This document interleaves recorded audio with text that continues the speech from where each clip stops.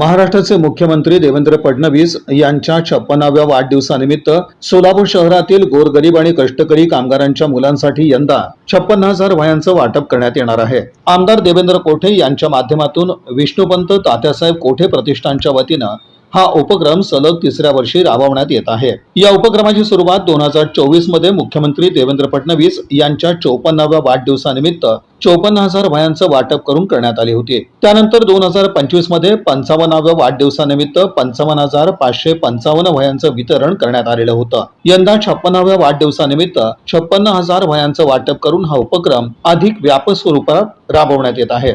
दरम्यान विधिमंडळाच्या कामकाजानंतर मुख्यमंत्री देवेंद्र फडणवीस यांच्या हस्ते या वह्यांचं अनावरण करण्यात आलं। यावेळी विधानसभा अध्यक्ष राहुल नार्वेकर, ग्रामविकास मंत्री तथा सोलापूर जिल्ह्याचे पालकमंत्री जयकुमार गोरे, विधान परिषदेचे आमदार धनंजय कदम आदी मान्यवर उपस्थित होते।